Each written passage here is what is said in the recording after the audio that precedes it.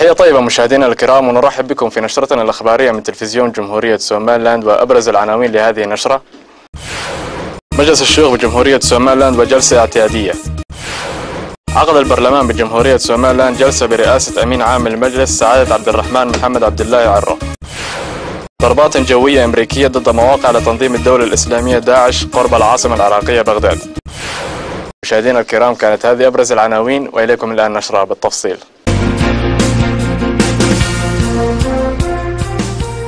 عقدت اليوم بمقر مجلس الشيوخ بجمهورية سوماليلاند جلسة اعتيادية حضرها كافة أعضاء المجلس، وتم فيها تصديق على مشروع تجديد بعض البنود لفقرات لجنة الانتخابات. عقدت اليوم بمقر مجلس الشيوخ جمهورية سوماليلاند جلسة اعتيادية حضرها كافة أعضاء المجلس وترأس الأمين العام للمجلس سعادة سليمان نور آدم، وتم التصديق في هذه الجلسة على مشروع تجديد بعض البنود الخاصة لفقرات لجنة الانتخابات، وبعد الأخذ بالأصوات تم التصديق على هذه الأجندة الجديدة والعمل بها على كافة الجهات المعنية.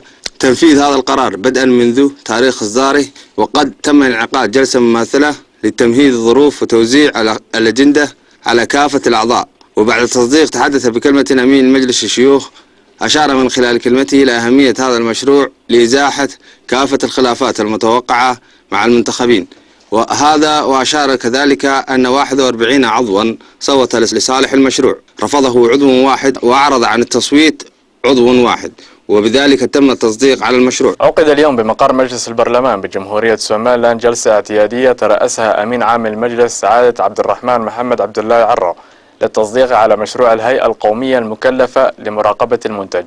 عقد اليوم بمقر مجلس البرلمان بجمهورية سوماليلاند جلسة اعتيادية ترأسها أمين عام المجلس سعادة عبد الرحمن محمد عبد الله عرة ونائبه باشا محمد فارح للتصديق على مشروع الهيئة القومية المكلفة لمراقبة المنتج، مكونا من 45 بندا. وقد تم التصديق في هذه الجلسة والتي حضرها 52 عضوا برفع الأيدي على مشروع الهيئة القومية المكلفة لمراقبة المنتج.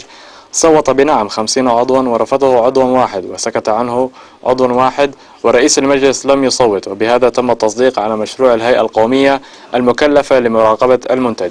عقد اليوم محافظ إقليم مرود الشيخ سعادة محمد محمود وسكرتير الإقليم لقاء موسعا بمقر مكتبه بعدد كبير من شيوخ وعقلاء الإقليم، وهدف هذا اللقاء من أجل الاستعداد للانعقاد المشروع القومي والتعداد السكاني. عقد اليوم محافظ إقليم مرود الشيخ سعادة محمد محمود وسكرتير الإقليم لقاء موسعا اليوم بمقر مكتبه بعدد كبير من شيوخ وعقلاء الإقليم، وهدف هذا اللقاء من أجل استعدادات لانعقاد المشروع الوطني والتعداد السكاني واستخراج البطاقات الشخصية للمواطنين. هذا وقد تطرق محافظ الإقليم سعادة محمد محمود خلال هذا اللقاء إلى أن هذا العمل من استخراج لبطاقات الانتخاب عمل جيد، ويجب على كافة المواطنين المشاركة في هذا العمل وعدم الانصياع وراء خرافات وافتراءات الأحزاب المعارضة المشككة في نزاهة انعقاد هذه الانتخابات. كما تحدث عدد من الشيوخ والحضور أشاروا من خلال حديثهم إلى ضرورة المشاركة في عملية تعداد استخراج هذه البطاقات لأهميتها للوطن والمواطنين على وجه الخصوص. كما تحدث أحد المسؤولين سعادة حمزة عيسى، أيد من خلال حديثه الأعمال التي تقوم بها حكومة سوماليلاند والمشاريع الوطنية التي تعود على الجميع بالخير.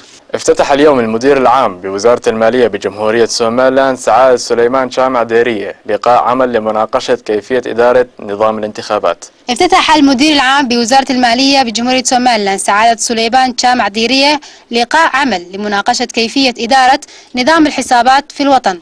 شارك في هذا اللقاء مدراء الأقسام المختلفة في الوزارات الحكومية، المحاسب العام بسوماليلاند وعدد من المحاسبين في الإدارات الحكومية.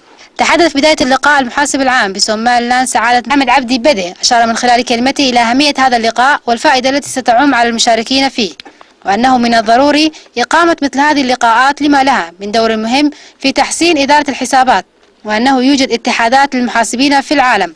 تابع إلى أن اتحاد المحاسبين بسوماليلاند تم إنشاؤه في أغسطس من العام المنصرم، مشيرا إلى أن الهدف من إنشائه هو لرفع مستوى المعلومات في نظام الحسابات ومتابعة أحدث التطورات في نظم إدارة الحسابات في العالم.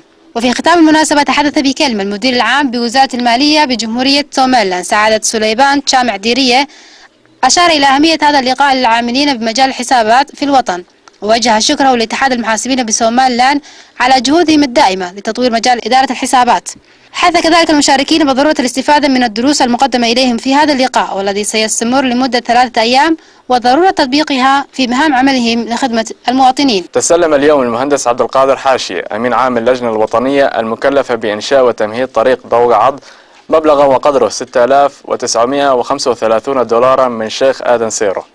تسلم اليوم المهندس عبد القادر حاشي أمين عام اللجنة الوطنية المكلفة بإنشاء وتمهيد طريق ضوغعض والقائم حاليا تسلم اليوم مبلغ وقدره 6935 دولار من شيخ آدن سيرو. وفي هذا اللقاء تحدث الشيخ آدن سيرو أوضح بأن هذا المبلغ تم دفعه من قبل كل من السيدة فوزية علي هيان والسيدة فهيمة عبد الله، السيدة آمنة محمد شيخ، والسيدة صفية حسين شيخ مضر، والسيد عبد القني أحمد يوسف، والسيد دير حاجي حسين، والسيد سعيد عمر أحمد كمشاركة منهم في إتمام طريق ضوغعض.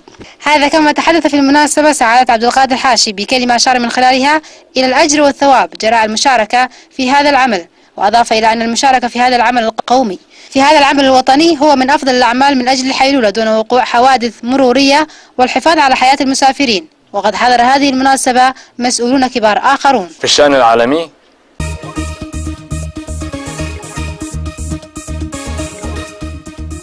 ضربات جوية أمريكية تستهدف موقعا لتنظيم الدولة الإسلامية بالقرب من العاصمة العراقية بغداد. نفذت القوات العسكرية الأمريكية ضربات جوية استهدفت موقعا لتنظيم الدولة الإسلامية قرب العاصمة العراقية بغداد. وقالت واشنطن أن الغارة التي شنتها الطائرة كانت دعما للقوات الحكومية العراقية، مؤكدة أن الغارة دمرت موقعا قتاليا للتنظيم كانت تطلق منه النيران على الجنود العراقيين. وتمكن تنظيم الدولة الإسلامية من الاستيلاء على مناطق واسعة من شمال العراق بعد انسحاب الجيش العراقي والبشمركة.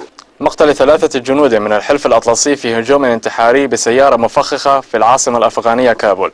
قوات حلف شمال الأطلسي في أفغانستان تؤكد مقتل 3 من جنودها على الأقل في هجوم انتحاري بسيارة مفخخة في العاصمة كابول. الهجوم أسفر أيضا عن إصابة ما لا يقل عن 13 مدنيا، هذا وقد أعلنت حركة طالبان المتطرفة مسؤوليتها عن الهجوم.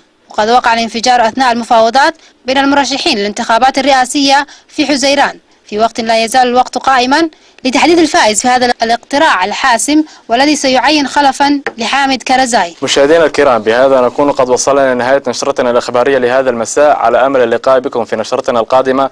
تقبلوا مني ومن فريق العمل أطيب المنى، وإلى اللقاء.